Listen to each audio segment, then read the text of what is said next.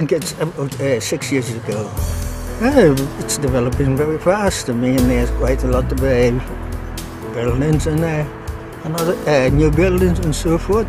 Well, I'm here because I was invited, and it's the first time that I've been invited to such an event, and it'd be nice to attend. And I haven't got any expectations. I just want to meet the St. Kitts and Nevis Prime Minister, or at least get a look at him. Very good. Good. Hello. How are you, sir? Not too bad, thank you. Dr. Douglas. Right up.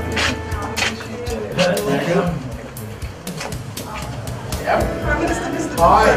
How are you? Oh, it's so nice to have you here. Thank you. I'm Jennifer. I know you. You do know me. You've seen me many times before. Very good evening and welcome to the Leeward Island People's Association's presentation tonight, our very special guest. Of course, we have the very Honourable Dr. Denzil Douglas here in Manchester, I think for the second time, and it's an honour to have him here with his team. Of course, he's the Prime Minister of St. Kitts and Nevis, the federation of both of those islands. So welcome, Dr. Denzil Douglas. A round of applause, please. Thank you. And as we go on, I'll just tell you a little bit about Dr. Denzil Douglas, just a little bit of his history. Dr. Denzil Douglas was born the 14th of February, 1953, and he's been the Prime Minister of St. Kitts and Nevis since July 1995. He leads the St. Kitts and Nevis Labour Party and is both the longest serving national leader and since 2012, the longest serving head of government in the Americas. Douglas studied medicine as a young man. He obtained a Bachelor of Science degree in 1977 and a degree in medicine in 1984 from the University of the West Indies. And in 1986 he established a private medical practice as a family physician and served as president of the St. Kitts Nevis Medical Association in the late 1980s. We do need the national anthem, yes, thank you. 1, 2, 3. Oh, land of beauty, our country where peace abounds, thy children stand free, on the strength of will and love, with God in all our struggles, St. Kitts and Nevis be a nation bound together with a common destiny. As stalwarts we stand for justice and liberty, with wisdom and truth we will serve and honor thee. No sword, no spear can conquer, for God will surely defend. His blessing shall forever to posterity extend. Thank you. Pleasant good evening. I'm happy to be back in Manchester, one of my favorite cities in the UK, but today I'm happy to have had the opportunity to come back with the Prime Minister, the Deputy Prime Minister, and with Dr. Wilson, because I recall when I was here, the number of questions that I was getting said to me that you needed to have an engagement with the Prime Minister and his team. And earlier this year, the Prime Minister started visiting with many of our nationals around the UK, in the United States, let's say North America, in a process of engagement and information sharing. And I think it's an opportunity for you to engage him, to understand precisely what is going on in St. Kitts. And I myself, I confess, I thought I knew a lot about what was going on in St. Kitts, but in the meetings that I've accompanied him, I've actually found myself making notes because I'm learning as well about St. Kitts and Nevis. I've exhausted my time, which is 3 minutes, and I'll turn you over to Mr. to Dr. Wilson. It's my first time in Manchester, and it's the longest that I have ever stayed in England, actually. I got here just about 8 a.m. this morning. And I am quite happy to see that we have such a wonderful turnout. My name is Dr. Norjan Wilson. I am a special advisor in the Prime Minister's office, the anti-crime unit. It gives me great pleasure to be here, really, because in recent times there have been lots of criticisms with regards to St. Christopher and Nevis where crime is concerned. And so I am happy to be accompanying the Prime Minister this afternoon to try and enlighten our nationals here as to what the current situation is in St. Kitts and Nevis. But let me first say that my journey really began before I got to the policy-making bodies. My journey really began as a young man in the community of Sandy Point, St. Kitts. Is there, or are there anyone here from Sandy Point? No one from Sandy Point. You know, Sandy Point, we're a very proud people, and I never really saw myself as having the opportunity to sit with the policy-making bodies. However, my journey began in 1998 when the opportunity was granted to me to go abroad and further my studies in the area of medicine. I took the opportunity along with 22 other nationals, and we went to Cuba. At the time, the government was opening scholarships for many of our young persons in the Federation, not only to Cuba, but to the United States, then Taiwan, also to the University of the West Indies and so forth. And young persons were basically grabbing at the opportunities. I saw the opportunity to study medicine, and I took that opportunity. After spending 7 years in the Republic of Cuba, becoming very fluent in Spanish, and so we returned happily from that group of the 23 persons which went into Cuba then. 9 of us came home as general practitioners and 1 as a dentist. That's almost 50% of the group which came home in the medical field. We also had areas in engineering, architecture, and so forth. It was really up to persons which area they wanted to, or they chose to specialize in.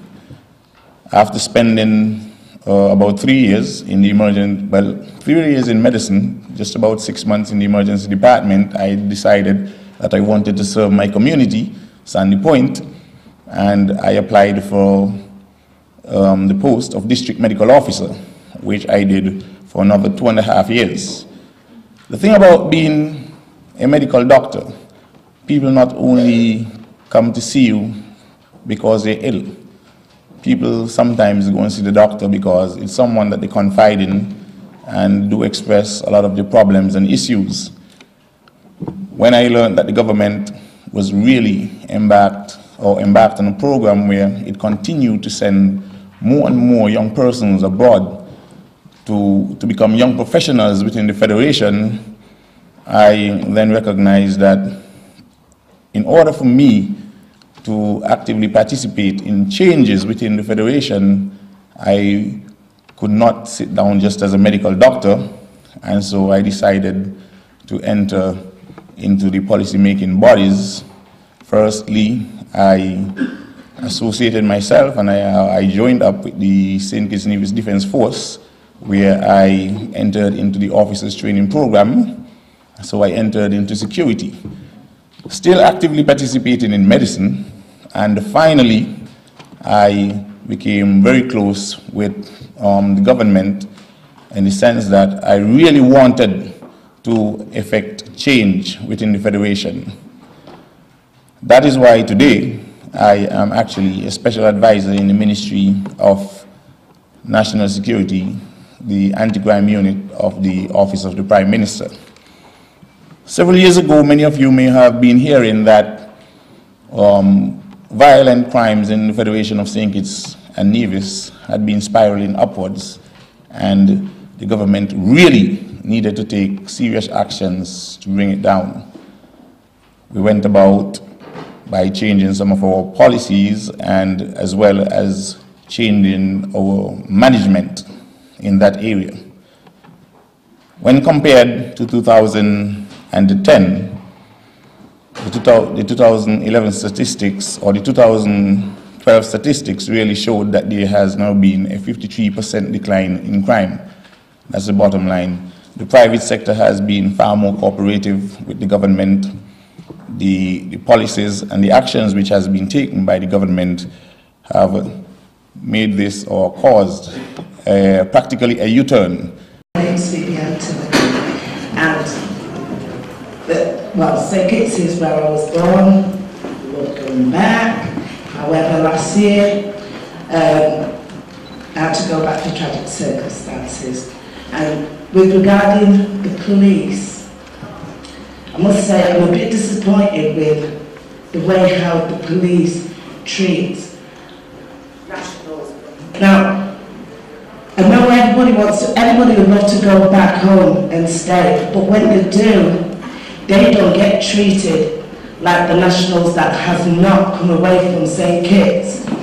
And I want to know what, if anything, is going to be done to address that. It's not only just the citizens, but I find people in government as well, we're actually treated differently. And especially, and the police are just something else. You go there and as soon as they hear your accent, they don't think that you were actually born there and you belong there. They just treat you as, don't go there. And I think that's something for us wanting to go back, we need that to be addressed. That's all I want to say. Let me say that the society needs to be educated, because the government really has gone out of its way to invite returning nationals to our country. And we did create at one stage the Returning Nationals Association, which is still there and functioning. And there's also the Returning Nationals Secretariat in the Office of the Prime Minister that deals with matters pertaining to returning nationals. I know that some of you would have been called English and things like that, and you don't like it because you're not English, you are really Caribbean, Kittish division. And I know some of you have been insulted in that way. But for the police to treat you differently, that is serious discrimination. And it needs to be lodged officially, I would think, into this Returning National Secretariat or the Chief of Police informed. And this is something that we have to work on. One of the big problems that we're facing globally is the cost of energy. One of the champions in St. Kitts and Nevis in terms of bringing new technology, new application, new resources to St. Kitts and Nevis is our current Deputy Prime Minister who has that portfolio. He has also been the Minister of Health. I must say it is quite a pleasure for me to be in Manchester and to see such a large gathering here this evening. It's really heartwarming. I want to thank you for coming out. I want also to recognize the members of the press, because it's so important for them to be here, to be able to disseminate what exactly would have been said, and to use all the various social media. I want first of all to basically give a brief overview of myself, because I don't think most persons would have actually known me. I too is also a medical doctor, having trained also in Havana, Cuba, just like my colleague, Dr. Norjan Wilson. I went to Cuba to study medicine from 1982 to 89, and having graduated in 89, I returned to St. Kitts at that time, wasn't able to get a job with the said government at that time, but able to go into private practice in February of 1990, and having been in practice for almost probably two years, I I was then asked by the leader, Dr. Denzel Douglas, that if I would want to get involved in politics. I then asked myself, why me? Having just graduated from medical school and having returned, having been trying to establish a private practice, but then I realized the need and the opportunity to serve my people at a higher level. I was first elected to Parliament in 1993 as an opposition member. Then in 1995, again, when the Labour Party formed the government, and having formed the government, I was appointed the Minister of Health and Women's Affairs. And then in 2000 up to 2004, I became, when I won the election again, was appointed Minister of Health and the Environment. And 2004 until 2013, being appointed as the Minister of Housing, Public Works, Public Utilities, and Energy. And most recently been appointed, within the last 2 months, the Deputy Prime Minister of the Federation of St. Kitts and Nevis. I want to, as I will normally do, is to thank my good people in East Bastia, because I represent East Bastia. That is from 4th Street all the way over to the Southeast Peninsula. And I want to thank those persons for having the confidence in me, for having elected me in 93, 95, 2000, 2004, and 2010. I want to thank them, because without their confidence in me, I would not have been able to be here where I am today. So I always thank those persons of East Bastia for having that confidence in me. And two, with that confidence, that's the reason why I'm here as a Deputy Prime Minister. So I want to thank them, as usual. I want to get in basically to look at the aspects of my portfolio. Basically, housing, public works, public utilities, and most critically, in all of that, the issue of energy.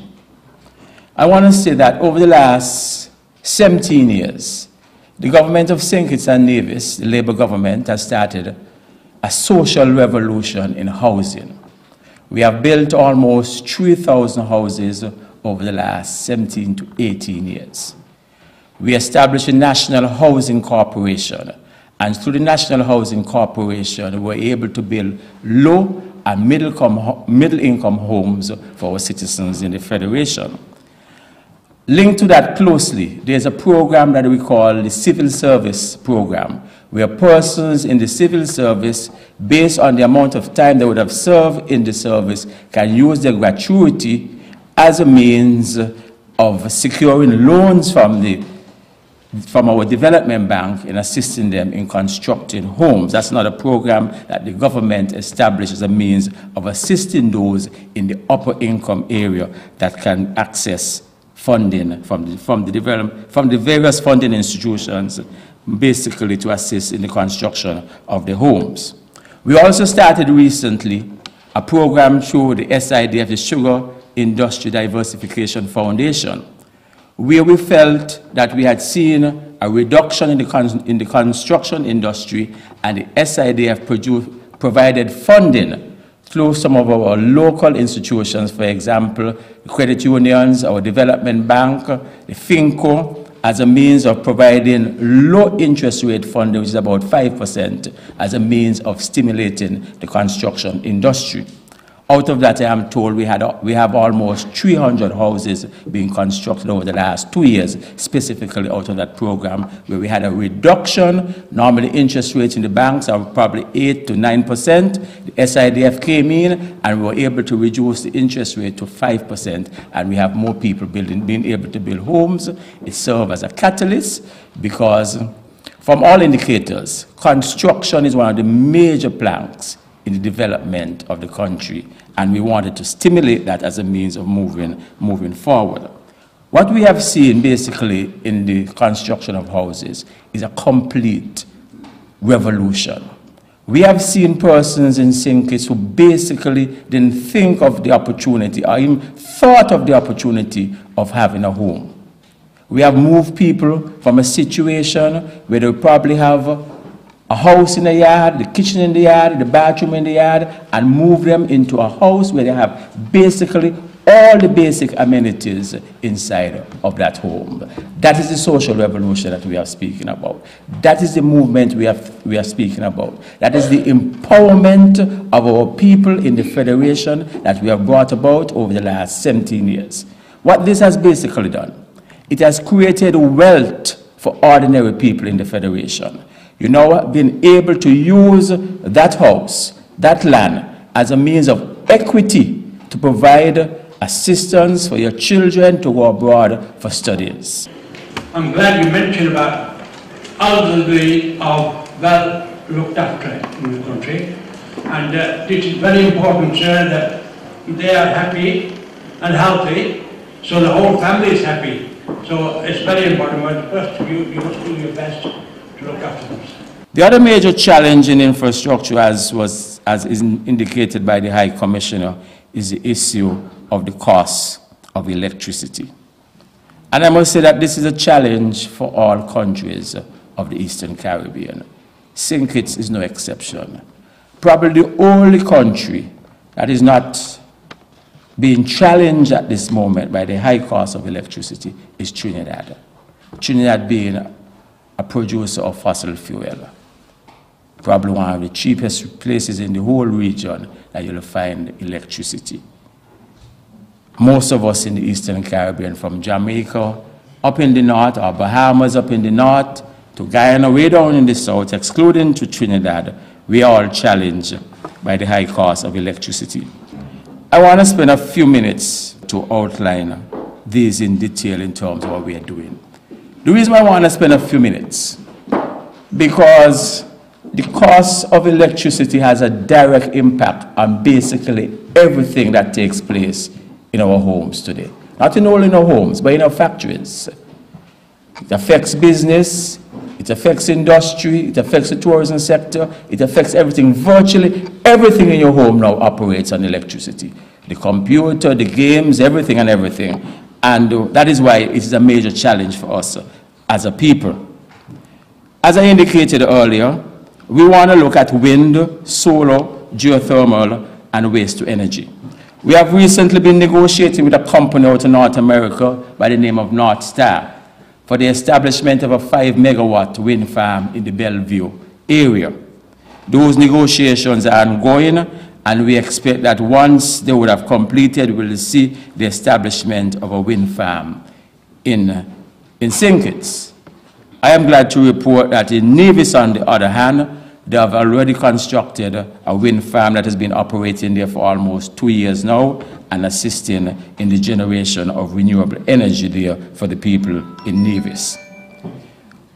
In the area of solar, we expect in solar, we just recently, with the assistance with the Taiwanese government and the Sugar Industry Diversification Foundation and the Ministry of Energy, just had the groundbreaking ceremony about 2 months ago for the construction of a 1-megawatt solar farm on the airport.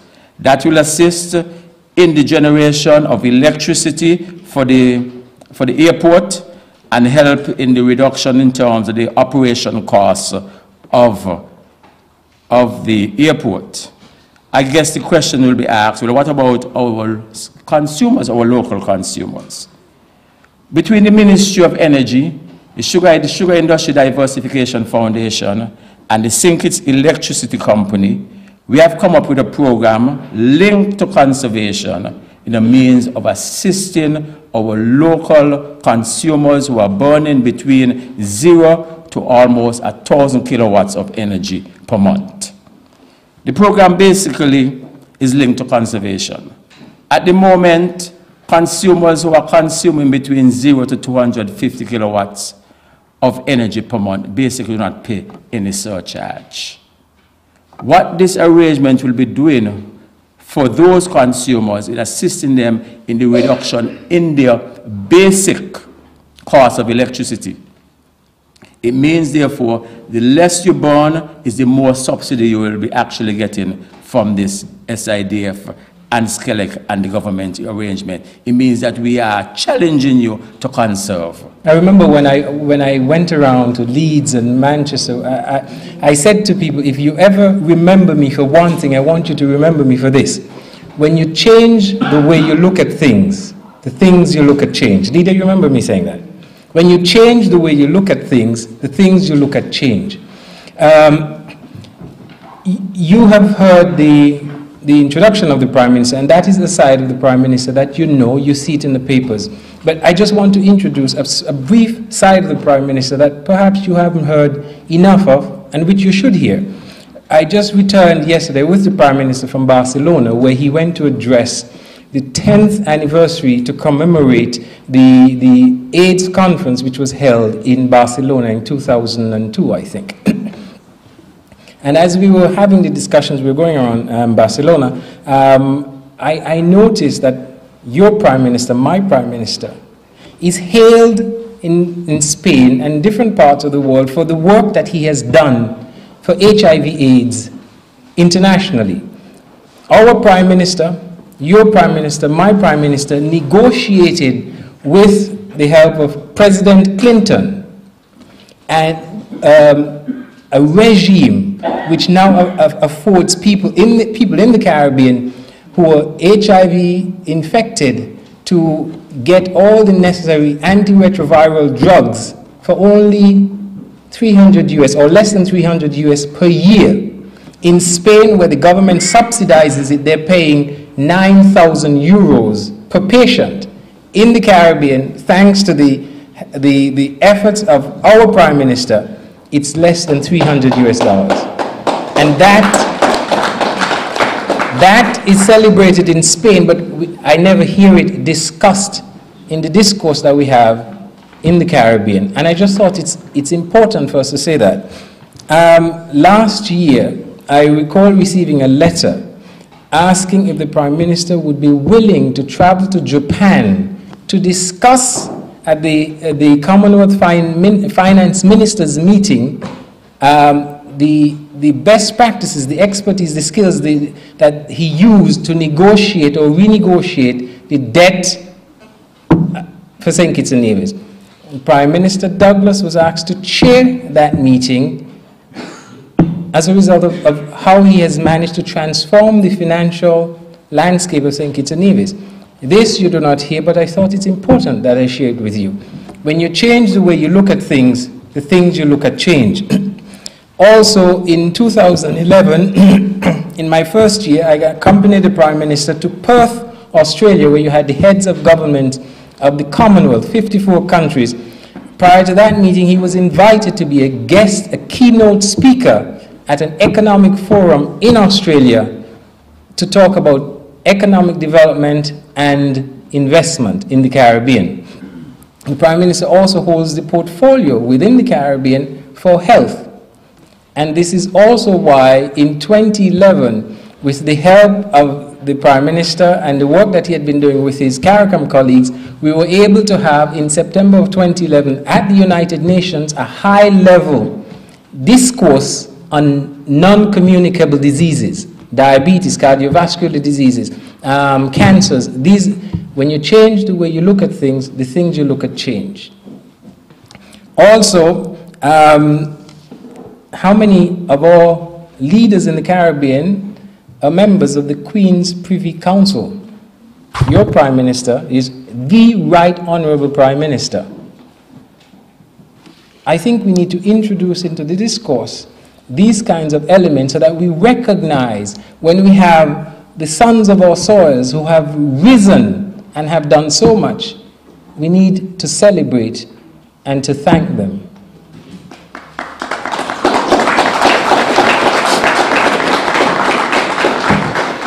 It gives me great pleasure to introduce to the mic and to you, your Prime Minister, my Prime Minister, our Prime Minister, the Right Honourable Dr. Denzil Douglas. I want to thank our High Commissioner, Dr. Kevin Isaac, for his very kind words. And I'm wondering whether after all of those accolades, he should not get an increase in his salary.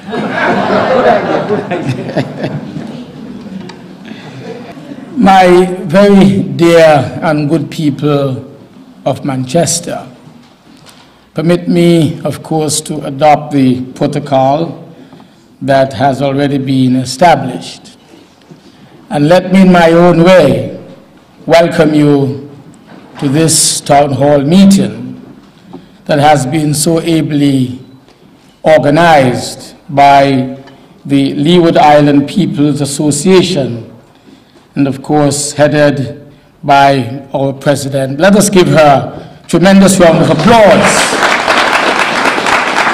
together with the people who have assisted her in making today's arrangement possible. I want to also thank you for being here. Thank you for the opportunity for me once again to visit Manchester and to lead a delegation so that we can keep our people not only of St. Kitts and Nevis informed, but also bring information to the people of the Leeward Island who may be assembled here in this hall.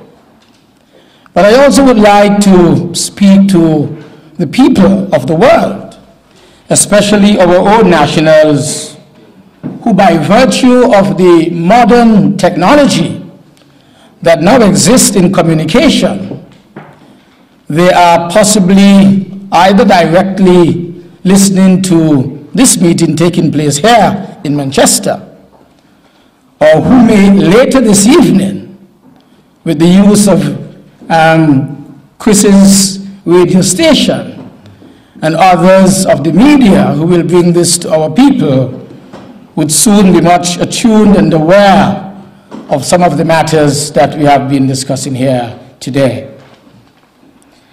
I want to say to you as I begin that, as the High Commissioner indicated, we are on our way really from Spain. We were in Barcelona, Spain, Catalonia in particular, in Spain for the last few days. And we thought that since we are going to be close to the United Kingdom, we should not waste an opportunity to speak to our people who are of St. Kitts and Nevis origin. I wanted also to introduce to you myself, my new Deputy Prime Minister, the Honorable Dr. Earl Asim Martin, who spoke to you a moment ago. Give him a tremendous round of applause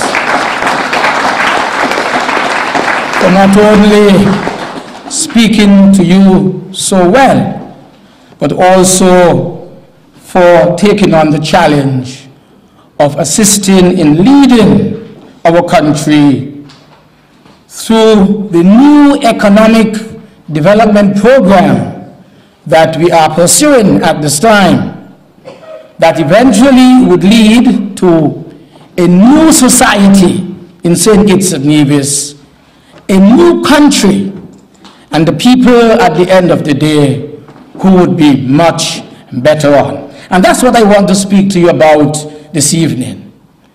Our new economic program that we're pursuing in St. Kitts and Nevis, given the global challenges that we are facing, global economic and financial challenges, and how at the end of the day, this is going to produce a new society where the people of St. Kitts and Nevis will be seeing themselves in a different way, a better way. And at the end of it, we would have created, not only for ourselves, those of us who are living in St. Kitts and Nevis, but those who are living abroad, and those who would wish to visit us from time to time. We would be creating as well a new and better country for all of us. Why do I say that? Is the question you must be asking yourself this evening. Firstly, I want to go back to when we took office in 1995. The Labour government was created, this new modern Labour government was created in 1995 on the 4th of July after a general elections of the 3rd of July 1995. This is the second Labour administration in modern times to be looking after the affairs of our country, St. Kitts and Nevis. You would be familiar with the first Labour administration that was led by the Labour movement in the earliest of the colonial days, back in the 1940s and 50s, after the party was created in 1932. It was then called the St. Kitts, Nevis and Guerrilla Workers' League. It was created in 1932, almost 100 years after the freedom of our people by way of emancipation, when our people no longer were called slaves, but who once again would have been free people, remembering the freedom that their ancestors enjoyed when they were in motherland Africa. And our party, the St. Kitts Nevis Labour Party, was created in 1932, 100 years after the abolition of slavery in 1833. And eventually, after a period of what we called stipendiary learning exercises, we eventually had full freedom in 1838. And our party was really created 100 years.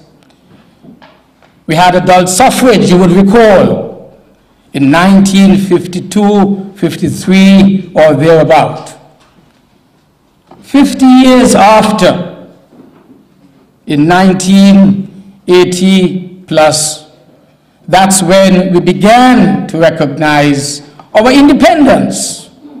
Because in 1983, under the leadership of the Right Excellent Sir Kennedy Alphonse Simmons, we attained independence in 1983. About 50 years, really, after the creation of the adult suffrage that we had won. And as I said, after our party was created in 1932. And so this is the second, really, Labour administration that is looking after the affairs of our country. We lost power, you would remember, in 1980. The Labour Party lost governmental power in 1980.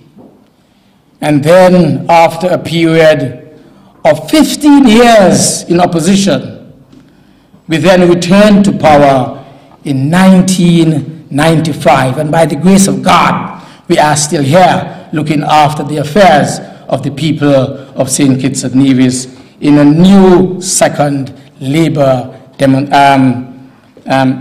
dispensation. And so I want us really to look at where we were after taking office in 1995, when the people believed that after 15 years, the administration had not provided the kind of development, personal, people, national development that they expected, when corruption and graft had in fact superseded the interest of the people. And so the people voted overwhelmingly in 1995 to bring a new dispensation. And so this present Labour administration took office.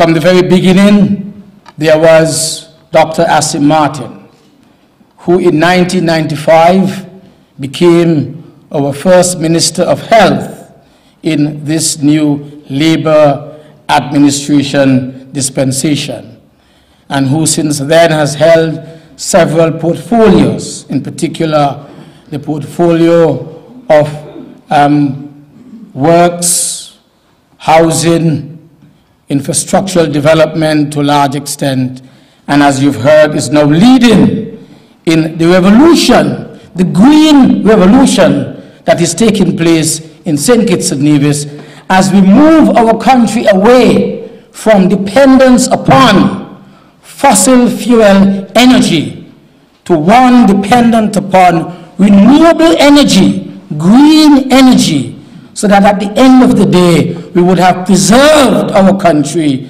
not only for this present generation, but for the generations in the future, where the environment would have been preserved after a government would have instituted very carefully sustainable development policies and programs that will preserve not only Mother Earth, but our own ancestral home, St. Kitts and Nevis. So I want to say that this march towards the creation of a new society began in 1995. We've had several setbacks during this long journey to creating a better society for our people.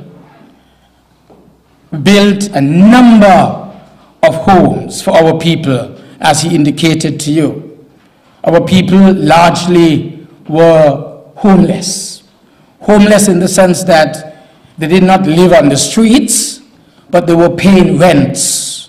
Other people owned their homes, and they paid rent for them. They were almost, as I said, a class of people who did not have the dream of owning their own property. But we made it possible, because from 1995 until today, a housing revolution that we started has continued. Over 3,000 houses have been built for our people. And when you consider that each home would have a family of about 4 members, it tells you that we would have empowered no less than about 12,000 people in St. Kitts and Nevis, in a population that is only 50,000 people. That is why we say it is a revolution.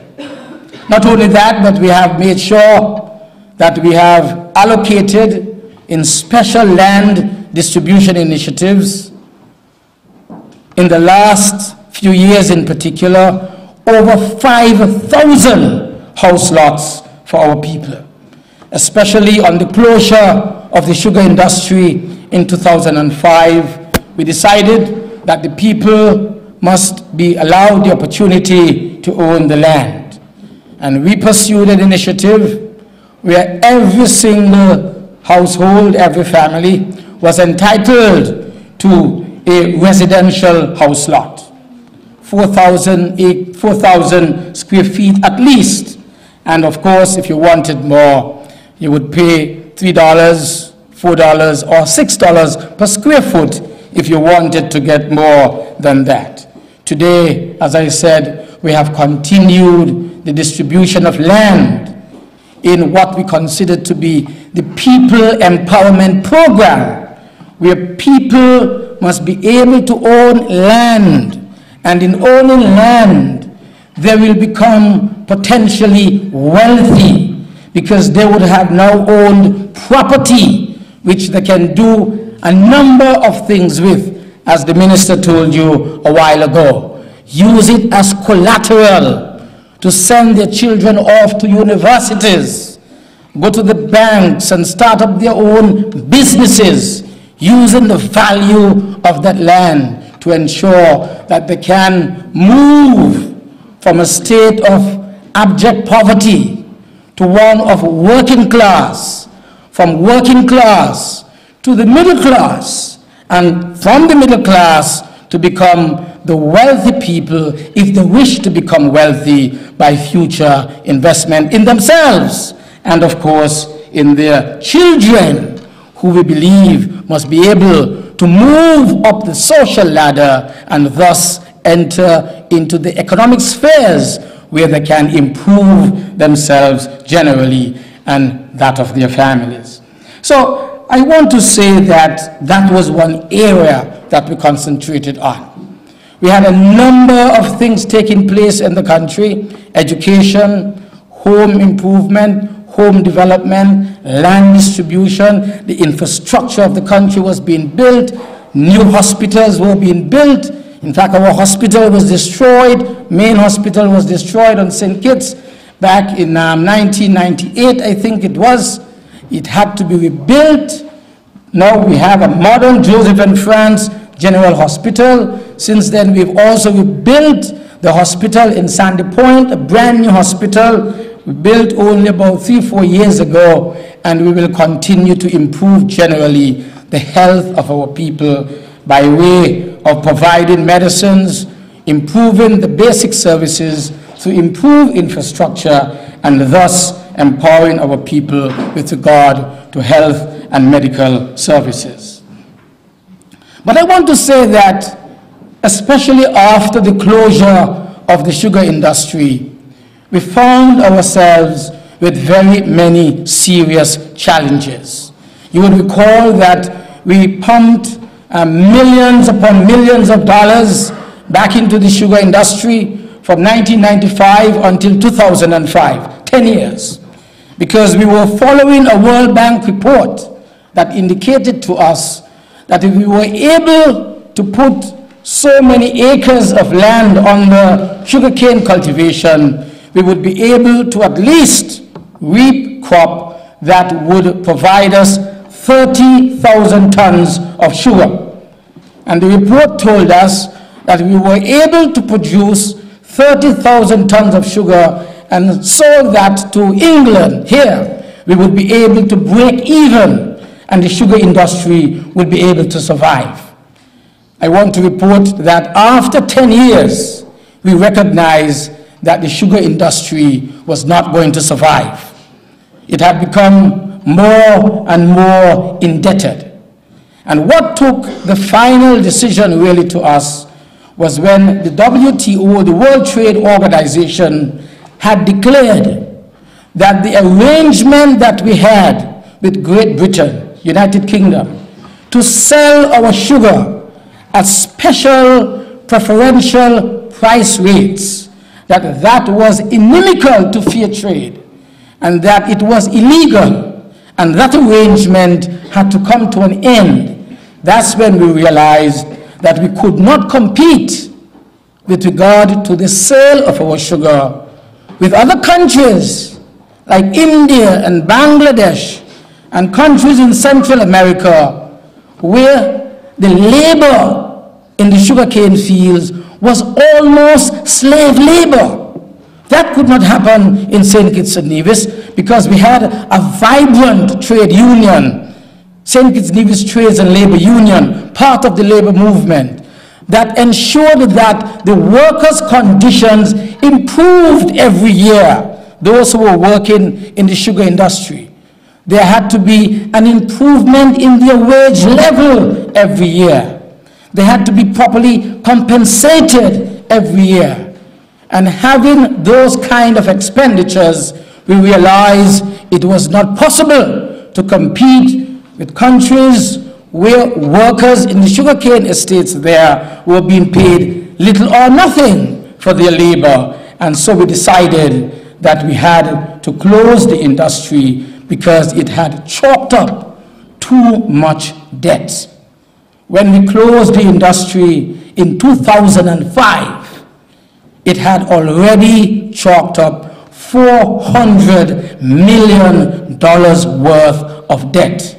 And all that money was, in fact, being loaned to us by one or two institutions, mainly the National Bank of St. Kitts and Nevis. We therefore decided that we had to do something about the industry, and we took a very bold and unprecedented decision to close the industry in 2005 and thus set our country on a new path to economic development. It is this new path for economic development that I want to say to you that it is working, and eventually I believe we are going to be a better people, a better country, and a better society. What really is this new economic development program that we are pursuing?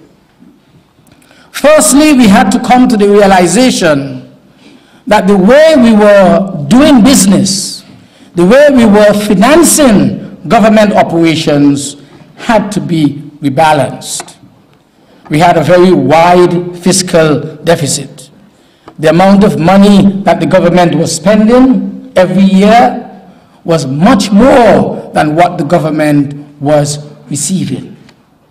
It meant, therefore, that we had to borrow in order to meet the specific demands of our people by way of providing them services. There are certain basic things that the government must do for its people. It has to provide health care. It has to ensure that the people are educated. It means, therefore, teachers have to be trained. They have to be sent abroad to get the university training if they're not going to be trained at our own local community college in St. Kitts and Nevis. It meant that the elderly people had to continue to have their medicine. But it speaks to more than that. It speaks to a better people, a better country. It speaks to also providing financial support in continuing the initiatives of the police, of the defense force, in making sure St. Kitts and Nevis is a safer and a much more secure country, so that our people can live in peace and harmony, and investors are no freer to come without the fear of high crime levels in our country. It speaks of the elderly woman. Even though she has a chronic illness, she's been assured that she will receive her medication. Her diabetes will not go out of control. Her high blood pressure will be controlled. She's be able, the young lady who can develop cancer of the cervix and of the breast, would be able to go to the hospitals and the diagnostic centers and have early detection, so that the quality of her life can be improved, even though she may be diagnosed with a malignant disorder. It means that our children would receive the support that they require, even though they are from poor families. Their mothers, their fathers don't have any bank accounts, but the government will be able to provide them with student loans so that they can go off to university and they can come back as professionals and they can lead this new country, St. Kitts and Nevis, that we are creating not only for them, but for the generations that are yet to be born. This is the new society that I'm speaking of. We want to make sure that our ordinary people, every single family in every island, St. Kitts and Nevis, would understand the importance of investment, would be able to buy shares on the Eastern Caribbean Stock Exchange, thus, to a large extent, investing in their future and in the future of their proud children. This is the new society. This is the new country that we are trying to create. Mind you, we have challenges, we have problems. But we believe that if the people are united, and they understand the path that they must take to our development in the future, they can achieve whatever they have set their minds to achieve. I say finally that I'm very pleased for the last 17 years to have led our country through periods of good and challenge. I continue to commit my service to the people of St. Kitts and Nevis. I do not intend to die in office, and so my party is presently undergoing the appropriate succession planning so that we will be able to hand over the leadership of our country from one person to the next, but with the Labour Party in control. God bless you. Thank you.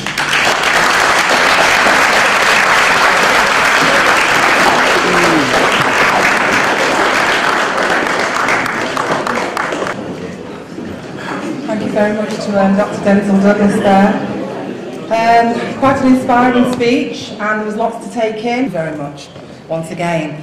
I just wanted to say just a little bit. I forgot to say before that. Dr. Douglas, he's made history, okay, by being the first black Caribbean leader to receive the Gandhi King Aikida Peace Award. So well done.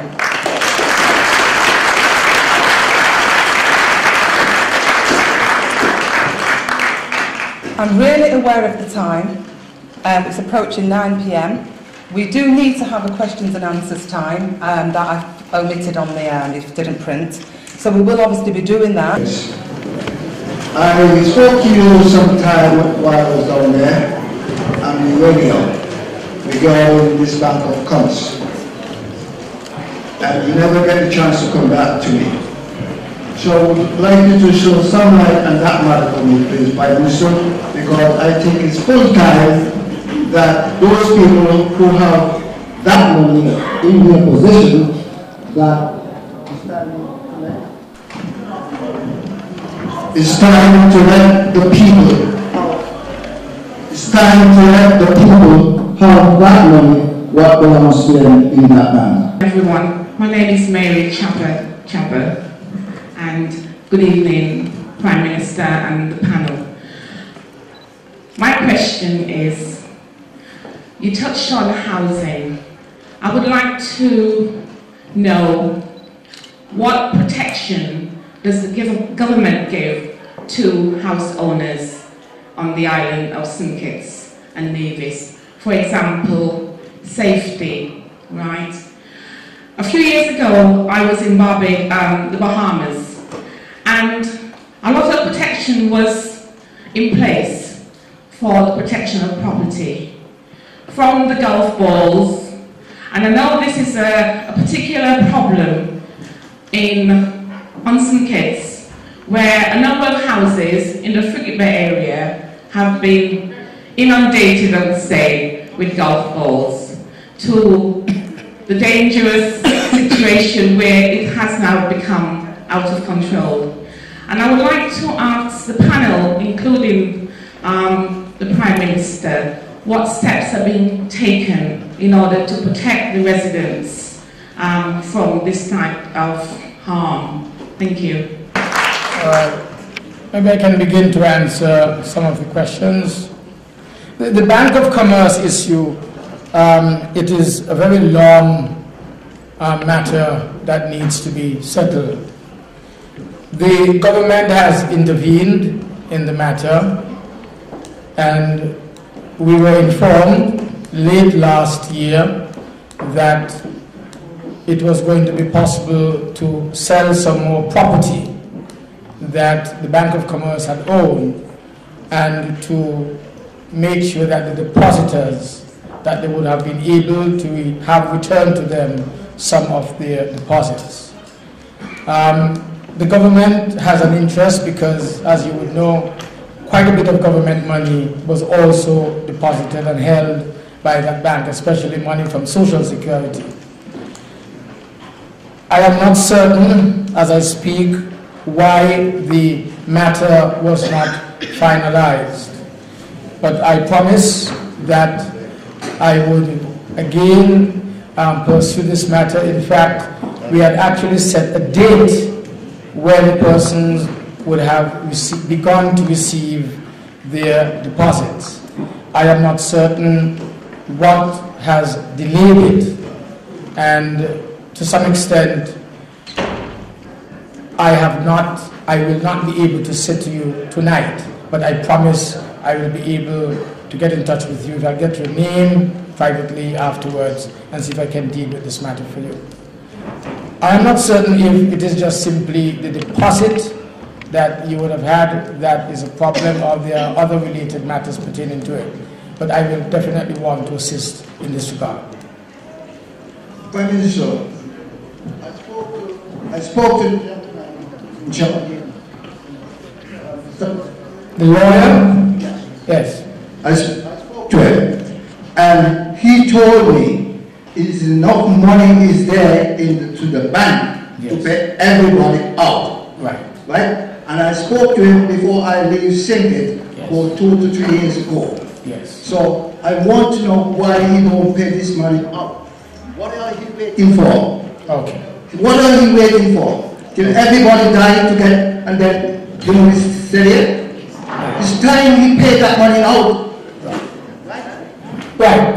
I think the matter became complicated because the lawyer who was working on behalf of the government and who naturally also will be working on your behalf, because once we settle, that is the government settles and gets its money, the other depositors would have had the opportunities to get their money. I cannot remember as I speak to you why it was not paid, but you are right in the sense that a date was actually set when the bank's lawyers and the accountant general, who is the receiver, would have been able to settle on this. I really am unable to tell you now what is the reason, but I definitely would like to give you the answer after tonight. Right, he is the receiver.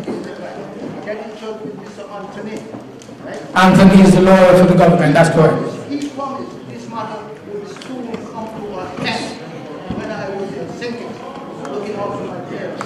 It's about time, Prime Minister, this matter should come to an end. I will agree with you. I will agree with you. And we will do our best and we will send the information to the High Commissioner's office so that you can get an update as to exactly what the issue is. Speaking to the Prime Minister, I listened to it. Let me tell you my name first. My name is Franklin Gates, born in Davis and I work in St. Kitts. I listened to you carefully when you were speaking, Prime Minister, and you were talking about pension. And pension is very important in our lives.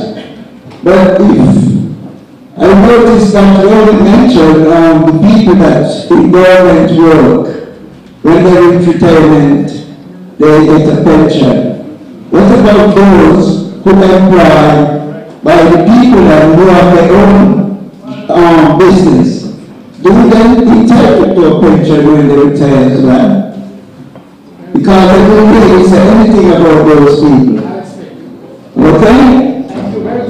Right. The pension issue. This is a very, very important matter, and I really should have mentioned it when I was speaking. Not only have we secured the rights of the non-established worker, previously now called the government auxiliary employees, to get their gratuity, etc., but we have just, as a government, decided that all workers in the country who do not have private employment arrangements for pension would become entitled to such. We have taken this as a policy decision in the cabinet, and I believe if our parliament was not the way it is at the moment, it would have already been executed. But I want to thank you for reminding me, because I had actually made a note of it and it slipped me in passing. And you're right. Because let me tell you how this has arisen. We have a number of these same ladies working on the industrial estates, doing manufacturing, in electronics, some of whom have been working in those factories for 30 years. 30 years, 25 years. And they are reluctant to leave. Because if they leave at this stage, there's nothing to get. They just simply would have gone. And we are saying that they should be entitled to some form of gratuitous payment, having served in one establishment for so long. And so we are going to legislate it. We are going to make sure that there is money provided for these persons eventually to have been able to move on. And in moving on, they can take something, a package with them. They would always get their pension from the Social Security because they are paying into the Social Security fund. So at age 62, when they retire, they will get their pension. But to leave the job now, to go to a different form of employment, they get nothing if they leave now and they want to leave. Can I say something, Prime Minister? In this country, when we employ by anyone, and we work there for 3-4 years, our pension follows anywhere we go and get another job. So when you reach retirement, you have something coming, and that is very good for the old ones when they finish work. Right. It's the same thing at home at the moment. They are entitled to a Social Security pension. So that moves with them irrespective of the employer. What we are trying to introduce is a gratuity that they should be entitled to, what we call a long service gratuity. That if you work for someone or employment for 10 years and you want to now move to a different form of employment, you should be able to get a gratuitous payment in moving. That's what we will legislate. I'm not Kittitian by birth, but I'm Kittitian by citizenship, and I'm very proud of it. And you're doing an excellent job, the Labour administration. So, you know, there's a lot of things going on at the moment, but just keep praying and God will strengthen you. I've got 2 questions. I recently read online in St. Kitts that the Labour administration is actually thinking of recovering land that was purchased under the Special Land Distribution Initiative when the building has not started yet. Can you confirm that this is true? And another thing about pension, because pension is very important, and I'd like to retire and go to St. Kitts to live. However, in this country we get an increase in our pension. But once you go to St. Kitts, it's frozen. That is a matter that I have been taking up for years with the British government. I have spoken to no less than 2 prime ministers about it. Both, what's his name before? Tony Blair, what's his name was? No. Major. I've taken it up with Major before Major left office.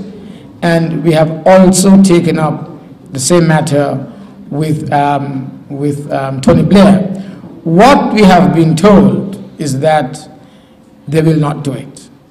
It will cost too much money because they would have to do it to all of the workers who would have returned to their homes in the Commonwealth. They talked about South Africa, Australia, what it would cost the British taxpayer if they were going to be able to do that. And so they have simply said it's going to be too costly, they just will not be able to do it. Of course, there's a new government now, maybe, with the continued pressure from your MP onto the government and from pressure from you onto your MP here, we can make the change. But the Caribbean governments have sat down with both Major and with Blair on several occasions, and they have refused to budge. They began to give it to, I think, Barbados and maybe Trinidad, I don't remember, just 2 countries, Jamaica, and they said flatly they're not going to do it for any other Caribbean country They'll have to do it to other Commonwealth countries, and it is too expensive for them. So that is something I believe that would take lobbying of your MP if we are going to get any further with that. Lawyers, they have no respect for people. I have a case there which I paid him $750, and the case was sold out between him and the other lawyer. I was told that there is no case, you know. We're asking for the question, please, Paddy. What's the question you'd like to ask the Prime Minister? What I want to know, where can you go to get some sort of satisfaction with these people?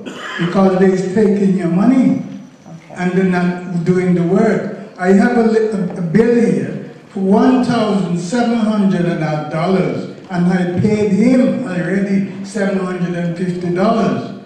Okay. The last thing he says to me, I better get out the country and get onto the first jet plane back to London.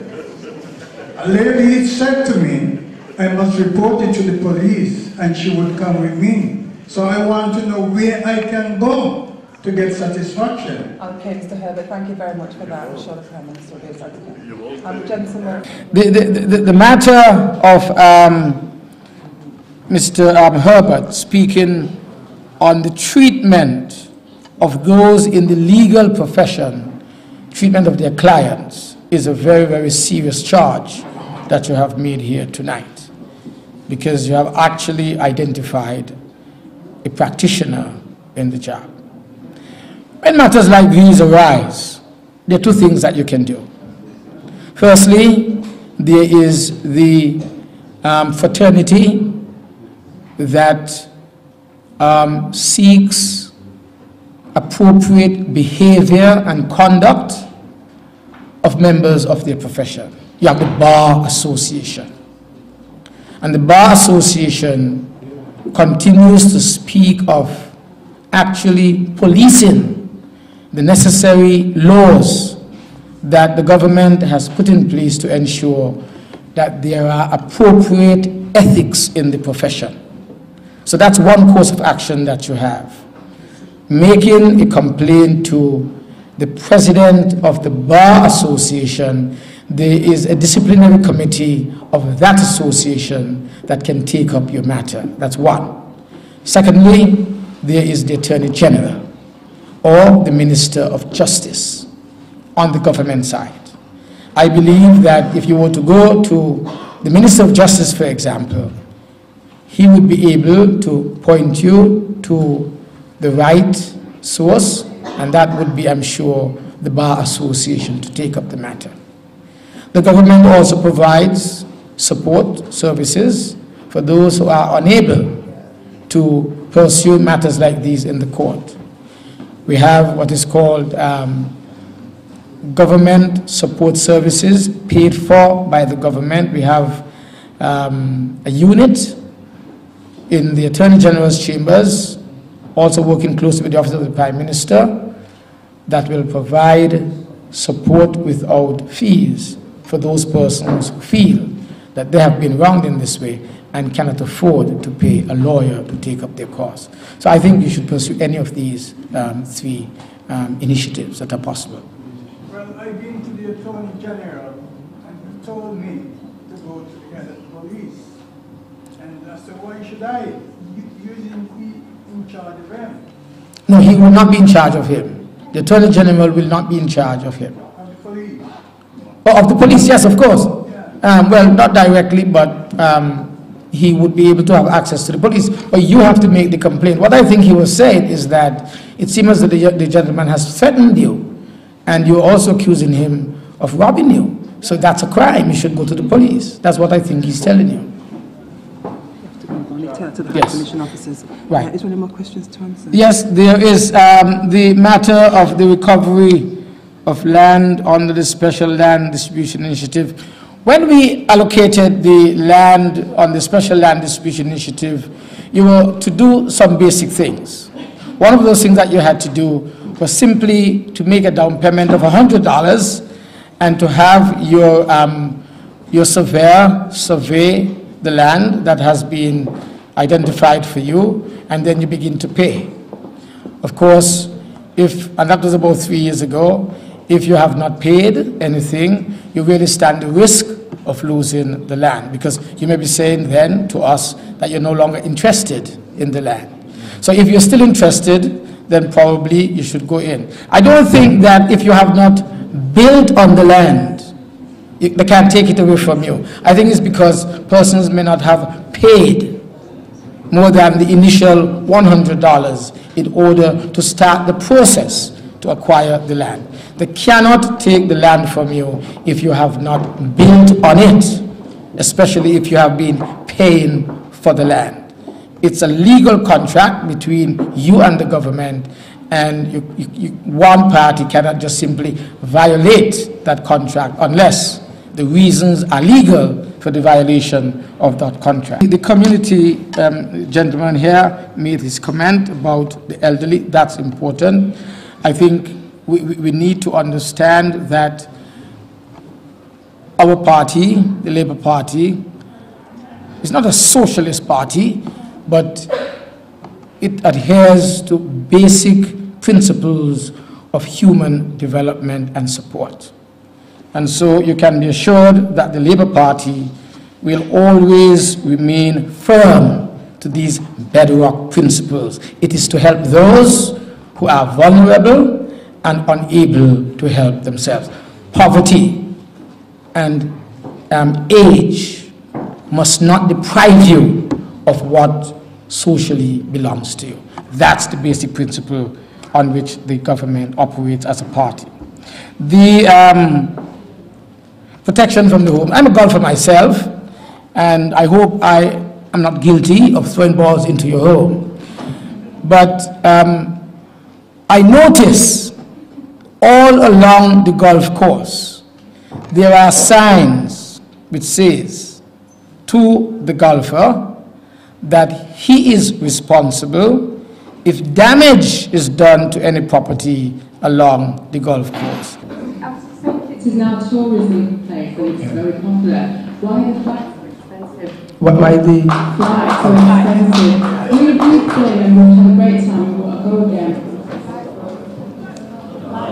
£1,000, yes. And it restricts people to go on as often as they want, and no one's actually going there. So as often as possible. Yes. But if that's going to be so much, it's not possible for me to do that. And I'm sure there's a lot of people in here that feels exactly the same way. Yes.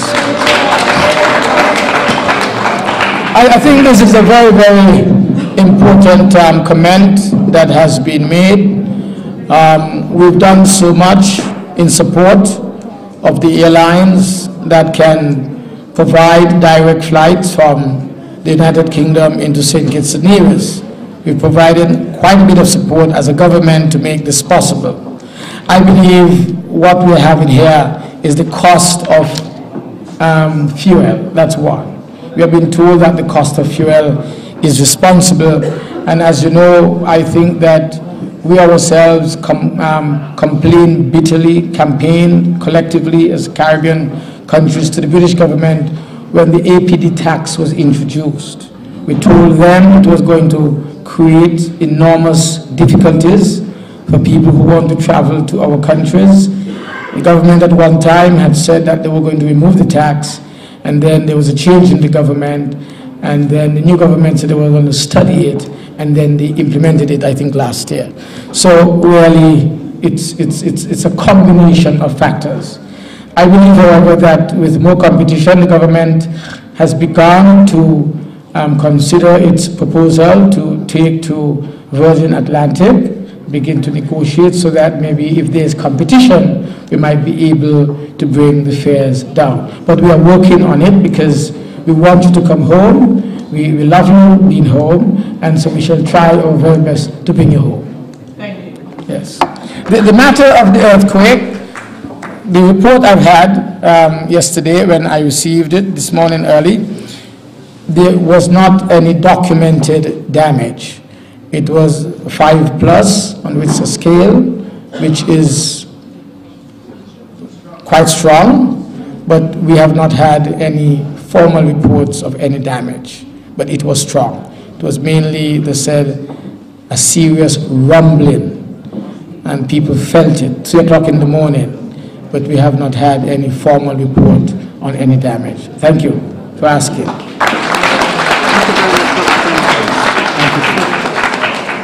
Thank you very much. Like I said, and I'm sure Dr. Denzel will come back with his team another time in Manchester. We've run out of time. The presentation was, very good.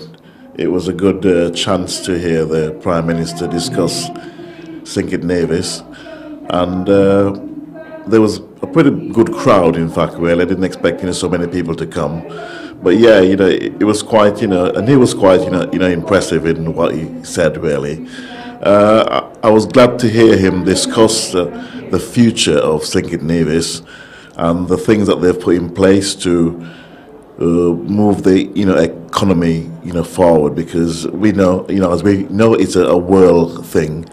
Things has gone wrong in many countries concerning the economy, and he said they are putting quite a few things in place to make things work. I was just concerned about the period of time they continue with the sugar cane concern before they actually take drastic action and close it down and close it.